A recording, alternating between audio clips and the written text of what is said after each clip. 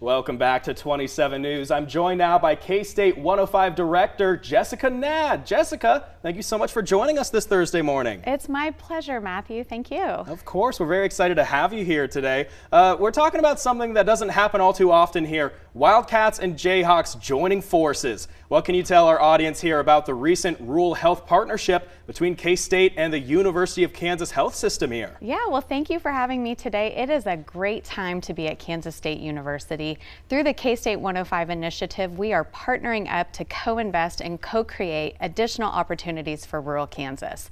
So the K-State 105 initiative is really the university's extension of our land grant mission out to all 105 counties in Kansas. That's why we call it K-State 105. But by doing so, it allows the university to partner up in ways they've never done before. So we already have research and extension in all 105 counties.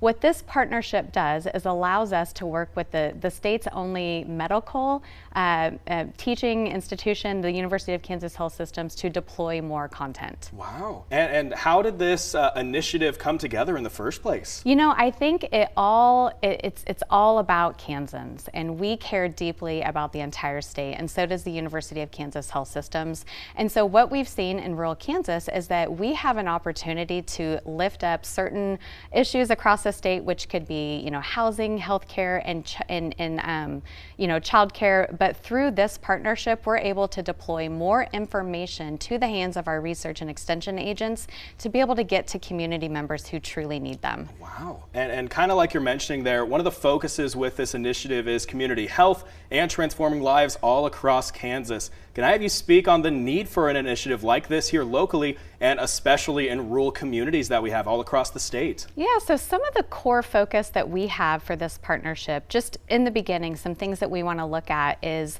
there is an identified need for greater care, for information for caregivers who care for people that have dementia. That is definitely on the rise. And so research and extension agents are already known as trusted advisors in the community. But if they have additional resources at their fingertips to help, then that's what we aim to do. We're also thinking about topics like high-risk OB, pregnancy issues, making sure that rural Kansans have access to providers so that they don't have to drive all the way to Kansas City. They can get local care in their local community. Yeah, and you kind of touched on it there, and you mentioned it that the 105 refers to all 105 counties here in our state. Can I have you speak on the importance for hitting every area of the state with this, health initiative?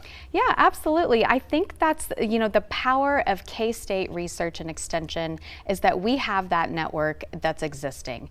Being able to partner through K-State 105 opens ourselves up in a way, so it's like taking a 2-lane highway and creating a super highway to be able to reach Kansans all across the state. So that's really what the K-State 105 partnership is about, is finding creative ways to co-invest and co-create opportunities for Kansans. And Jessica, for the folks at home that want to keep updated on this initiative going forward, where can they go to keep updated with you and learn more information themselves? Yeah, it's real simple, ksu.edu/105. Pretty good, pretty good. Well, Jessica, thank you again for joining us this Thursday morning. We really appreciate your insight into such an important aspect of everyday living here.